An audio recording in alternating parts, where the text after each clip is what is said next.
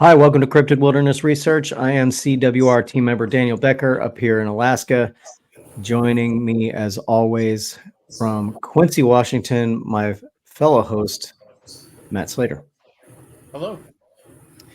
Joining us tonight, first, one of the hosts from Ancient Tracks, a Beast Inquiry from the great state of Oklahoma.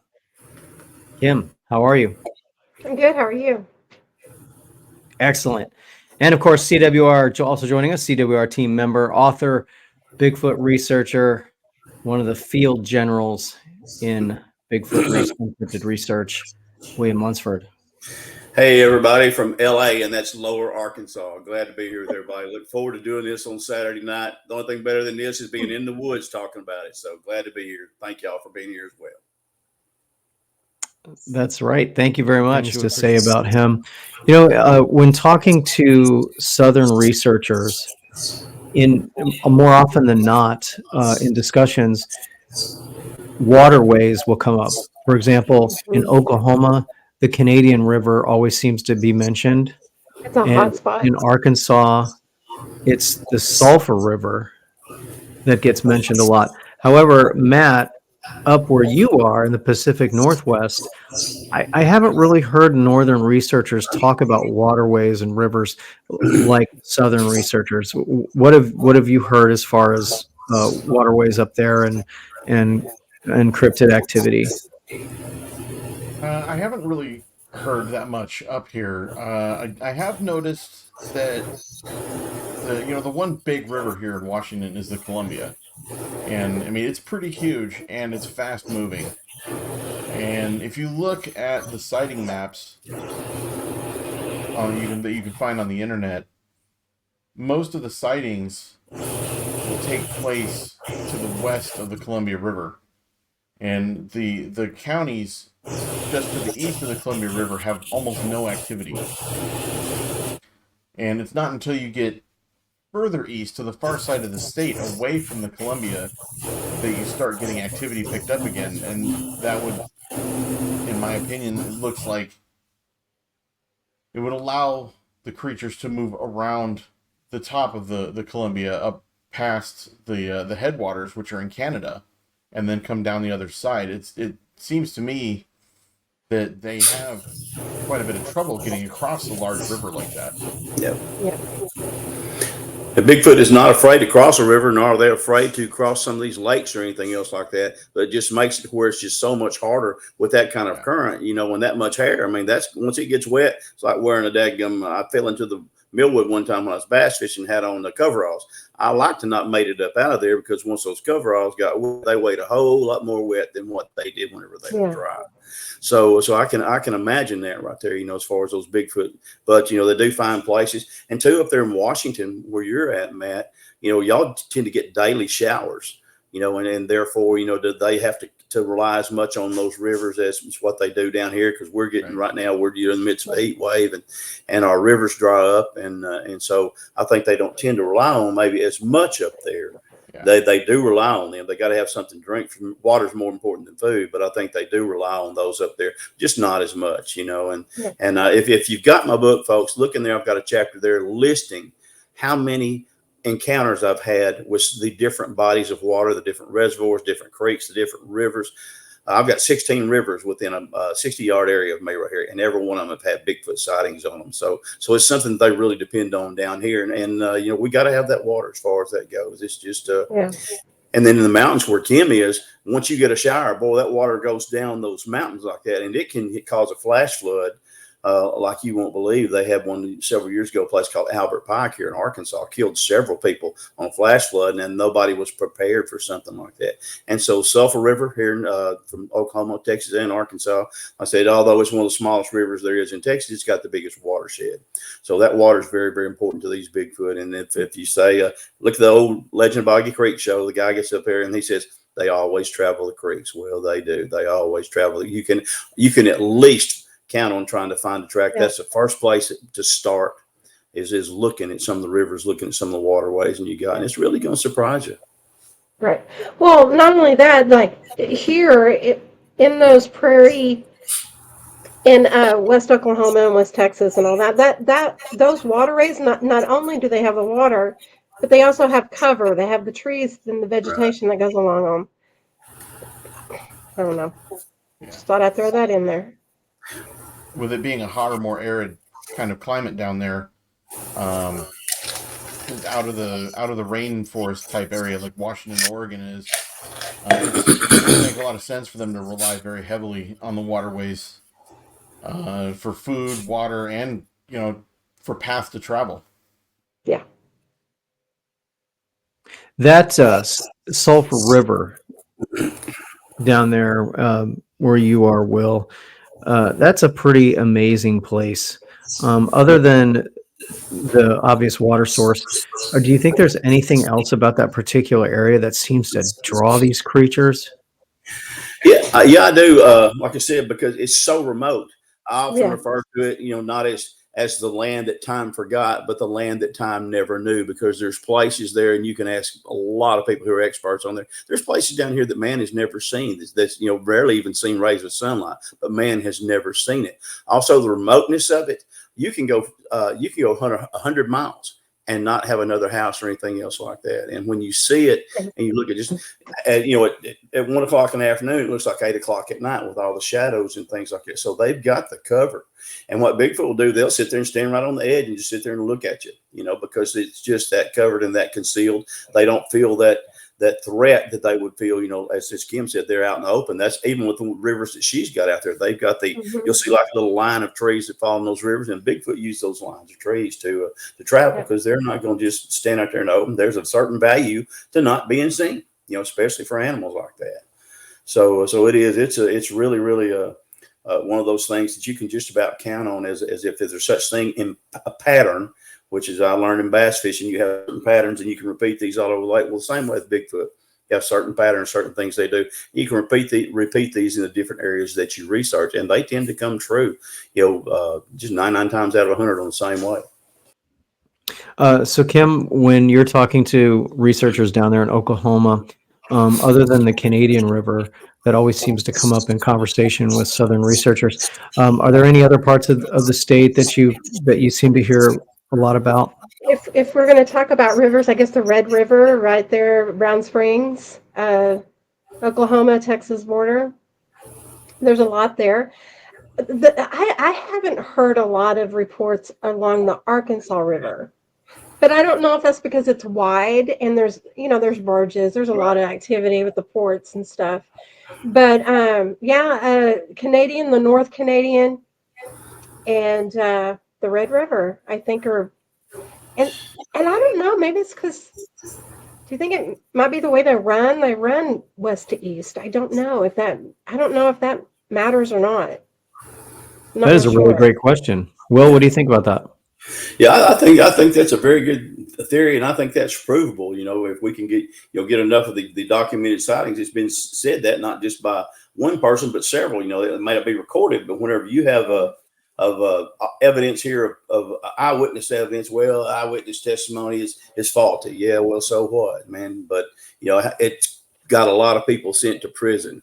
Eyewitness testimony, the first thing we look at, we're based on what we see visually, and the next will be what we have audio, and then the third will be based on what we smell. But I think that's a very, very good theory, and I believe that. I've got a Native American friend down here, and he lives there in Oklahoma, just right across the line there, and very, very close with him, about 30 miles. And so I talked to him the other day, just happened to see him just by accident. I said, man, of course, he knows I Bigfoot hunt, and then I know that he sees Bigfoot. And I said, buddy, what's going on with my big boogers up there? And he goes, they're running the river. I said, which one? He goes, Red River. He said, seeing several, they're running right along the Red River down there. So you look at the red, and it's the boundary line of so many states going down through there. And it's, as high as it starts up there. And then you'll see a lot of them along the Mississippi too, the mighty Mississippi. I tracked one day there at Memphis, Tennessee, about a mile, not even a mile out of the city limits there where my son was going to dental school. Just didn't have nothing to do, wait for him to get him from school. Had to walk through the woods and found a trackway going through there and some tree structures and some footprints right there where he walked right up to the edge of almost the edge of the city limits following the Mississippi River. You're right. I got a question, Will, talking about the rivers that we have. And I'm picking the Red River because I know that for sure that this has happened on the Red River. But you know, it's a wide river, but really the only water it's a creek. Yep. But in the sides, in the banks, that people have seen the dugouts. They believe that they dig them out and then put wood along that to make that wall after they've dug it out to enclose it. Have Yep. you seen that? I've seen something although I couldn't tell, I truly suspected that's what it was because I've heard the same thing, Kim, and I truly suspected that's what it was. Yeah. And based on what I saw and the difference in the way that the normal structure was set up between the timber and everything else, and to see that right there with those holes that undercut into the banks, yeah, I believe it. I believe 100%. There's no, they're not foolish. They have to have ways to survive, and I believe that a lot of people theorize they live in caves. We don't have many caves right here around where I live at. They do, they'll dig themselves into the bank. Alligators do the same thing. Alligators will dig themselves underneath the bank right there for when low periods of low water, and whenever it gets hot like that. So the fact that Bigfoot would do the same thing makes perfect sense to me. It really does. It makes perfect sense. But they put a wooden, like there's a wall. Yep. That they brought timber in, and there was just a little doorway coming in from one side, and everything else is closed off. I've got pictures of that describing just what you're talking about, Yeah. Kim. The very same thing. A friend of mine, Michael Waldy, up there in Oklahoma, he got a picture there. I think I've showed. I might have sent it to you, Kim, as well. But anyway, where you got the 5 Bigfoot there standing in the face of a cave, he's actually got the wood stacked in front of the cave, and they're kind of woven in between there. I've showed it to Daniel through there. You got a baby, you've got several more. You got a mama's hand wrapped around. You see it's on the baby's face right there, and you see the one turned sideways, just baring his teeth. And it's the same thing, just like what you said. You see that they piled the lumber in there, and I think that's not only concealment, but actually helps them, to get around. They go to tumbling down that riverbank. It's going to be a while before they stop. Well, I imagine it's a lot cooler right there in that sand than being out in the trees. I think that sand is a lot cooler. And you hear us giggling, but it's the truth. When you see these things, you're like, you're giggling because you're just amazed at the intelligence of these creatures. You're like, oh my gosh, how do they know how to do this thing? And that's what, and all you can do is just smile and be awed by their intelligence, because the things they do is done with intelligent design, not just most time, not just with random thoughts or random actions, but it's actually done with intelligent design to help them survive. Guys, thank you so much for taking the time to be with us, especially at short notice. We really appreciate it. So, Kim Dorman, from Ancient Tracks to Beast Inquiry, where can people find your show? And what you got coming up? I got, y'all, I got to remember to keep it simple. The KISS method, I have to remember it. I've started doing some more research on Patty. Gonna do a little video on that. It'll be a little short one. It's taken me forever, but it will be short. And then hopefully we're all going to get together. Yep, exactly right. Real soon.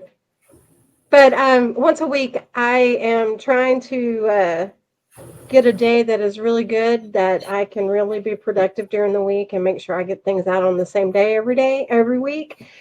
But anyways, once a week. Catch me on YouTube. William Lunsford. Yep. Author of Searching for the Unfindable, My Quest for the Arkansas Bigfoot. You are constantly on the go. You're either in the field, at a conference, and working on a new book. So tell us about the new book and what conferences and shows you got coming up and what's on the horizon. Okay, thank you. Again, like I said, I've got my book 2 here. It's actually going to be a kind of a sequel to book 1. The first one's called Searching for the Unfindable, My Quest for the Arkansas Bigfoot. My second book is going to be entitled, thanks to a friend of ours, Duke, there, who actually suggested the title to me, is Searching for the Unfindable, Finding the Impossible. Stephen and I have places that we can go to and actually truly expect to have a Bigfoot sighting or an encounter. And when you find something other like that, we've seen, gosh, man, we got pictures of probably 50 or more up there with that. Like sometimes in groups, sometimes not. But how we were able to do that, and so that's kind of what the outline that the book tends to follow, how we were able to find that right there. Again, I'm very, very excited. I've got something coming up there here in September. We're going to be down in Natchitoches, Louisiana. Going to be down at the Bigfoot Film Festival down there. And yes. Yeah, I'm going to be one. It's going to be September the 6th and 7th. Yeah. Yes. Okay. I So was thinking it was in October. Yep, it's going to be very, very good. Like I said, MK Davis is going to be there. If you want to talk about Patty, that's the man you need to talk to. MK is, and he's always accessible. Always, he's never turned me down. I've called him several times for questions I wanted to know about. Again, it's being partially put on there by a friend of mine named Brian Horn. Brian's a very, very fine researcher as well. Very good videographer. Then after that, I think it's going to be October the 4th. We're going to be in Branson. Going to get to be a speaker down there at Branson. Then me and Keith Crabtree have one down there at Caddo Lake. I think it's like October 21st. And there's one more that I'm going to be at down there in South Texas, although they haven't totally clued me in for sure what date that's going to be. But I've got all that cleared up to go down there. And man, I learned so much from these other people. None of us is know it all. None of us does know it all. We got some that think they are, but they're generally the ones that don't know nothing. But these people, and they volunteer their information for you. Most of them do. It's not like it used to be there, And here's everybody says, well, you're just trying to get your 15 minutes of fame. Folks, remember this: 12 of those 15 minutes are ridicule. When you get your 15, isn't that true, Kim? It's ridicule. So it's not like what you're trying to sit there and and be famous. No, most of that you're getting ridiculed by people. The first time when I first told about my first Bigfoot encounter, my best friend laughed at me. My coach that I sweated and bled with, out there, and I love him to death, but he kind of laughed at me. I told my mom that her first deal was a chuckle. It wasn't that she didn't believe me, but it was just like so hard to believe. She thought I was kidding with her. Well, when she saw I wasn't kidding with her, and you could see the tear marks running down my eyes that had been in there, she realized. So, but a lot of people sit there and they actually ridicule. So again, everybody says, well, you're just trying to get your 15 minutes of fame. Man, like I said, 12 of those 15 are ridiculed. So remember that with the rest of these people that stick their neck out and tell you all the truth, and what are the first thing a lot of people say? Well, how come I've been in these woods? I've never seen one. Or what makes you so special that you can see them? Well, sometimes it's time, and sometimes it's opportunity, and then sometimes it's the fact that you get out there and work your rear off in those woods, facing the snakes and everything else too. Like a friend of Kim's named Chuck Slabs, one of the best researchers there is out there. Great researcher, man. He influenced me so much. Again, MK has gone on his own dime all the way out to California to talk to Roger Patterson's wife. So these people, they don't just go out there and just randomly expect to see Bigfoot. They actually put quite a bit of investment in it, and the return they get is not necessarily monetarily, but the fact when you see one, man, it changes your whole relationship with this world right there. You realize, man. So. Absolutely. Change a lot of things about how you go about doing things after you see one, don't you? It is. It changed me so much from that first time. It just blew my mind. And like I said, the places that I used to think were innocent and honest, I go to the woods now, I'm armed every time. And this is a place I've been to since I was a little boy with my dad down there fishing. And I was starting to get suspicious there was something down there. I was thinking it was maybe beaver slides through these, these mud holes and stuff like that. But you could see where there was footprints in there. I thought, oh, there's no way. I was not a believer until about a second and a half before I actually walked up on one. And when I did, that changed the way I did things. Now I've been very fortunate to be able to see several Bigfoot. I'm not going to say how many because people will think that I'm crazy, but I've got the pictures to show you. And that the Bigfoot are there. Bigfoot is a reality. And then there's more. There is a breeding population. Daniel will tell you that what we heard that day up in the woods was actually baby Bigfoot, but we've actually got pictures of baby Bigfoot. There's a breeding population here of Bigfoot, and there's getting to be more and more and more. And from what we're finding in our research, a healthy female Bigfoot tends to have twins, so it don't take long for that thing to double. Then we got a we're going to have a pretty good population. So again, you look just the number of sightings that are being reported every year. And folks, that's not me just with some kind of pipe dream or some kind of wish. I'm trying to just tell you the truth that these things are there. And once you be prepared, if you're at least interested, halfway interested, you might have a chance to have your sighting. If you're not, then disregard it until it runs across the front of you whenever you're driving down the road one day. Don't stop to fix your tire. You better drive on that rim and get out of there. I've had a lot of people tell me, say, man, it brought me to my knees about Bigfoot. And I'm glad it did. At least they weren't hurt, but at least now, they tend to validate what you've told them all these years. And you're a great example, William, of that moment when you see a cryptid for the first time and myth becomes reality and legend becomes fact. Yep. Yeah. Completely alters your life. Well, it is, because I gave y'all one example before when I was fixing to have a surgery done there in Little Rock on my hand, and the lady was sitting there and she had the blood pressure cuff and she was pumping it up and all this stuff, and she goes, Texarkana, how far is that from Falcon? And I told her, she goes, oh, Falcon. She said, yes. She said, have you ever seen the creature? And I said, yes. She goes, well, tell me about it. She's still pumping up this blood pressure. My blood pressure when she first took it was like I think it's 137 over 90 or something like that. Very, very low, very, very normal for me. All of a sudden, it goes up till finally it's 204 over 96 with the blood pressure cuff still on my arm. They call stroke alert. And so they're afraid I'm fixing to have a stroke. And my wife goes, he ain't having no stroke. And said, every time he tells that story, it affects him. And you could see the tears in my eyes right there. And if I could think about it now, tears will fill my eyes. But to have that shows what it does to you. There's such thing called buck fever. For you guys who are out there at hunt. And you know how it affects you, boy. You see that deer. It doesn't have to be a buck. It can be a doe, and you're all excited and all that stuff. Well, just multiply that times a million. A deer is something you're expecting to see. You go out there and see you a Bigfoot when you're not expecting something like that to be seen, much less to even be real, and see what that does to you. Finally, I got back down. They calmed me down. I got down I think it's like 160 over 90 or something other like that, and got down to where I could finally have my surgery done. But like I said, that was medically documented. 137 or 85 was what it was, something like that. I can't remember right now, but still, when you have that right there, and my wife sitting there, and this whole stroke alert team sitting there looking at an old guy like, man, we're fixing to lose this guy. No, as far as that goes, it just has that kind of real effect on you. And, right. I'm it's like Monk says on TV, it's a blessing and a curse, but it changed my life. Like I said, you drive a peg right there. There's my life before I saw Bigfoot, and then here's my life after that.